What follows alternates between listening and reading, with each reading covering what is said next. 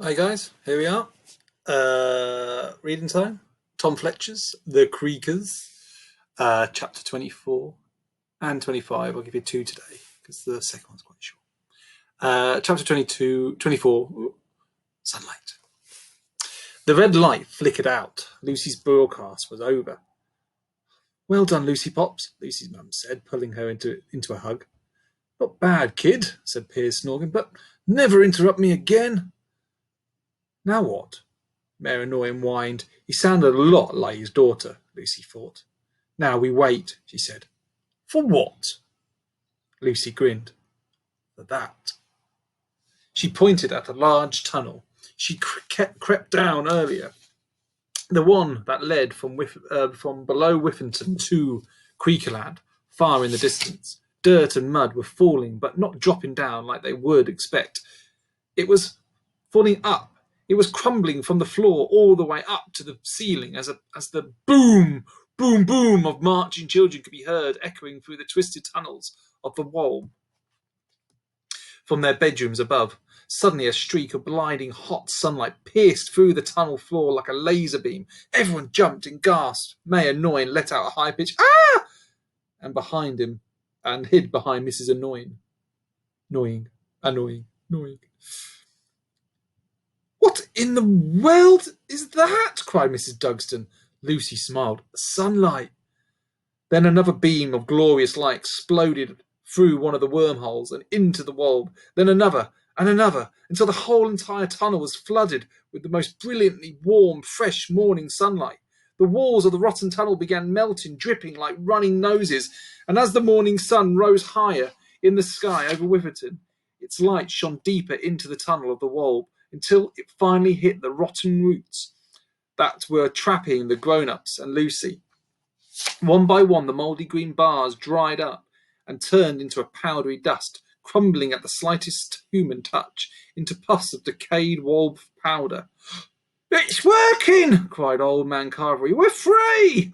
Not so fast, you rotten... Not so fast, you rotten stinkers! Screeched Grunt, as he and his army of creakers leapt back into the main street, Creakerland.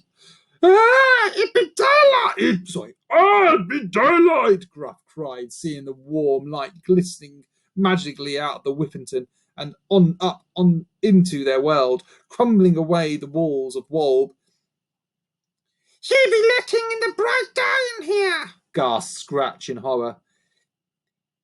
The Queendelings be trying to kill us, creakers, sniffed Shrieked, as they ducked for cover, hiding themselves in whatever dark shadows they could find. All the other creakers ran for it, disappearing back down the tunnel as fast as they could, with stinking smoke bellowing from their black, treacly bottoms as the sunlight torched them. Let's go! Lucy cried, leading all the grown-ups down the tunnel, feeling the kind glow of sunlight on her skin as they arrived at the hundreds of wormholes that led back to Whiffington. She stood over the first, which was now 5 times bigger than before, and still growing as the sunlight melted away all the rottenness of the bulb. She shielded her eyes with the light so she could see into it. And there they are. There's a creaker. Is that Scratch? I can't remember which one that one is. There you go. Ah! Getting burnt. Oh, poor creakers. Once the pupils had adjusted, she saw 50 or so friendly children peering down at them from the bedroom above.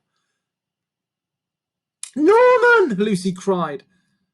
Her called, her heart skipping when she saw the unmistakable silhouette of Norman and his scout uniform.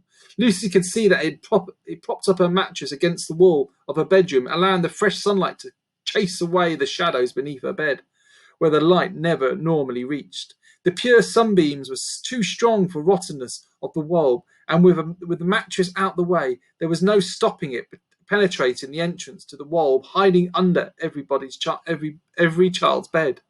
Lucy's plan was working, or, in Wolb's turn, it was all going horribly wrong.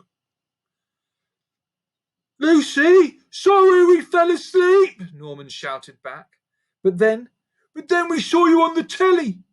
And we did what you said. We started to strip the bed, and this hole just melted into the floor. Great, Lucy called. Well done. I helped too, Ella called Ella. We both did. We're Normellatron.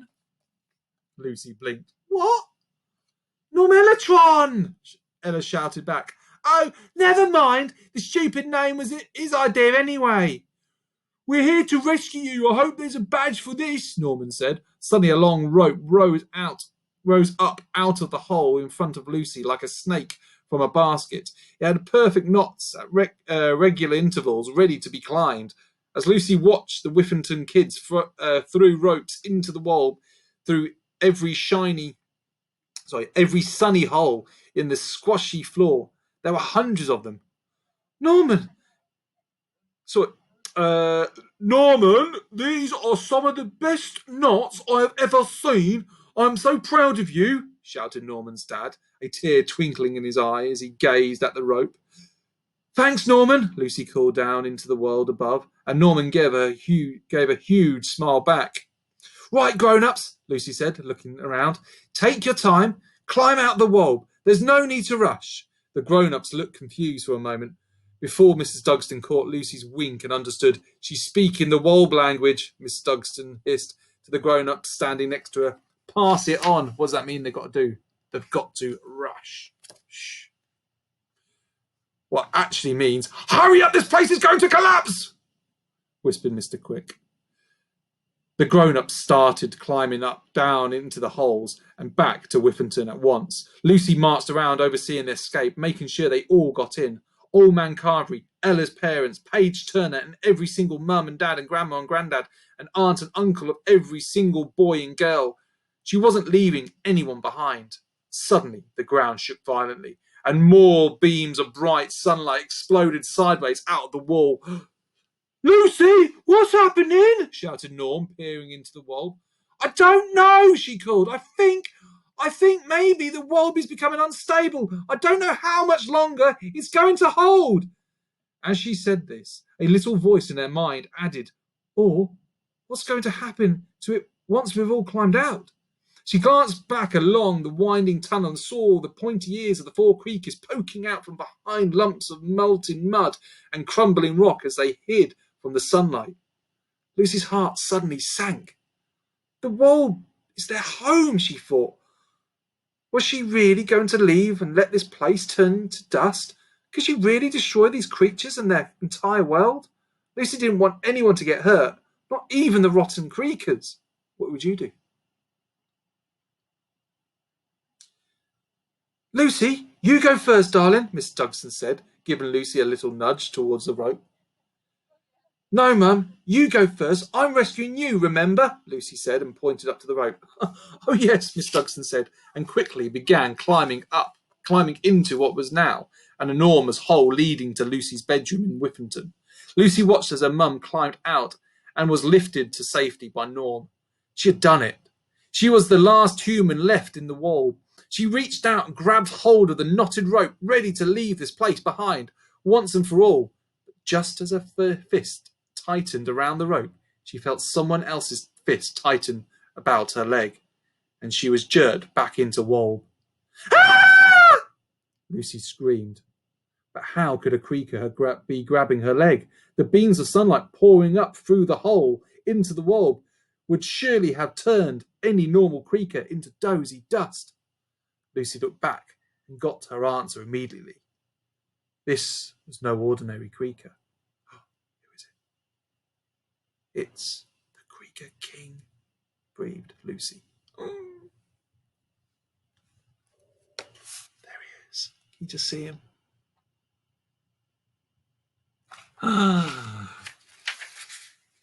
Here we go. I told you this was going to happen. I warned you that Lucy would have to face the king. Don't blame me. It's not like I'm making this stuff up. If you didn't go to the loo last time, I warned you. Then, now's your chance. Last chance.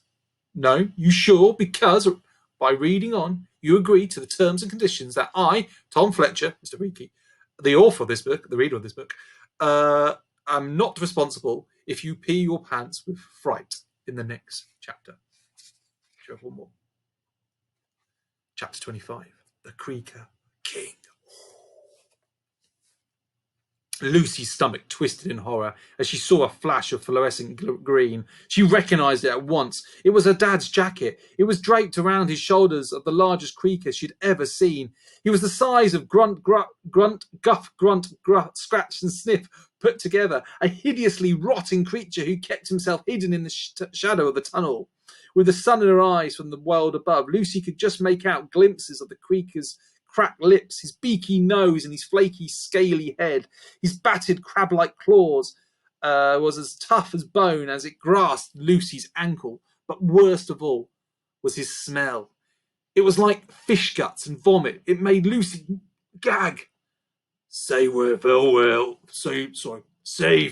to your world, Kindling, the king snapped in an awful, creaky croak that scratched Lucy's eardrums. He pulled her from the open wormhole, out of the sunlight and back into the dark shadows of the wall. Get back from your holes, you disgusting bunch of twitnits, the king spat at these creatures, or you'll all be dusted. Lucy saw the upside-down world turn upside down as he picked her up by the leg with one mighty claw. She was carried swinging dizzily from side to side back into the cavernous opening where the entrance to the Creakerland once stood. Stay calm, Lucy, she told herself, trying desperately to ignore the leaping of her heart in her chest. Stay calm. With a thud, Lucy was dumped in the middle of a main street, which was thick, oozing mud now that the polished green pavings had vanished. She rubbed her sore ankle where the king's claw had gripped her as he stood at the entrance to his grand castle of dustbins. With a wave of his powerful arms, he commanded the brightly lit tunnel that led to Whippington to twist shut, sealing off the warm sunlight. Let me go home, Lucy shouted at the king, her voice echoing around the enormous cave. The Creaker King stood very still. Lucy saw his shoulders rise and fall as his rotten, reeking breath filled the air with stinking steam. He reminded Lucy of a fearsome dragon that she has been carried off. Can you see that? He opened his fist, revealing long, black, pointy claws. Lucy gulped. The king twisted around a huge, greasy throne of mud. The king twisted them round, and a huge, greasy throne of mud began to grow out of the floor, bubbling and oozing as it formed into the deepest shadows of the Creaker castle. The king suddenly bent forward and creaked along on all fours, more like the creakers Lucy was used to seeing, although his creak was more creepy, more powerful, like that of a strong silverback gorilla. He crept into the shadows and sat on his mouldy throne of rot. If it wasn't for the luminous green jacket he'd stolen from Lucy, she wouldn't have been able to see him at all. So, Kindling, you've come to destroy us. The king's voice cut through the darkness. No, Lucy said honestly. That's not what I came here for at all. The king was silent for a moment, as his 4 loyal creakers, Grunt, Guff, Scratch, and Sniff, crept beside his throne. These creakers of mine be telling me how you tricked 'em, how you caught 'em in a sun trap, and now you brings a day down here with yous, the king said. Yes, but So you see, it seems that you are destroying us, whether or you want or do not.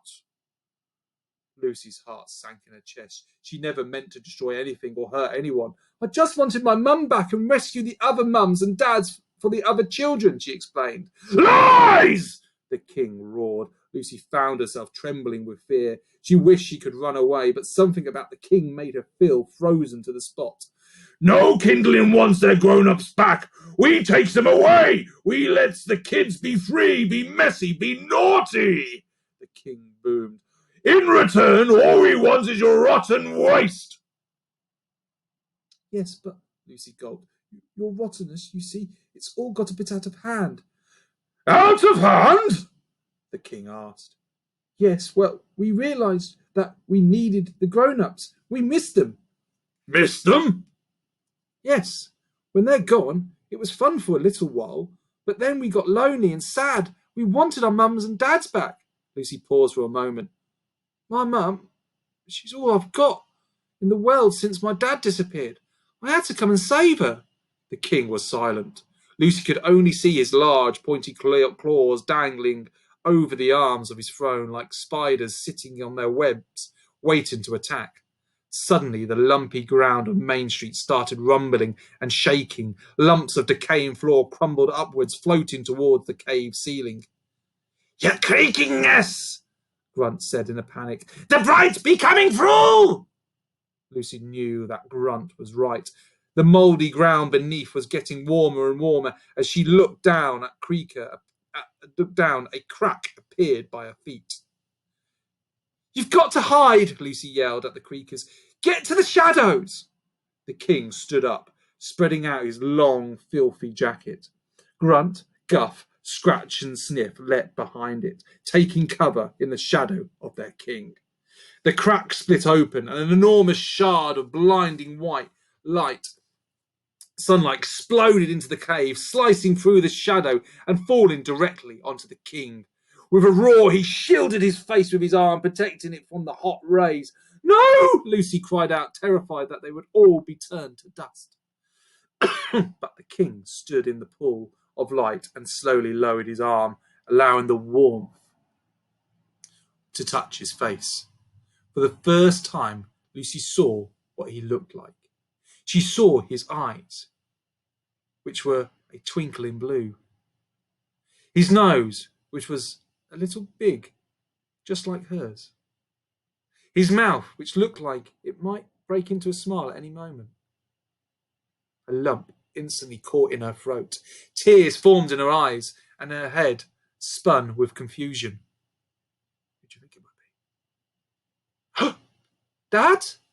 she gasped, before everything went black. Ooh. There's the king, shielding his face. What do you think? Do you think it's her dad? She found her dad. Is he the king? How? Why? We'll find out tomorrow. Hope you enjoyed that one. Bye.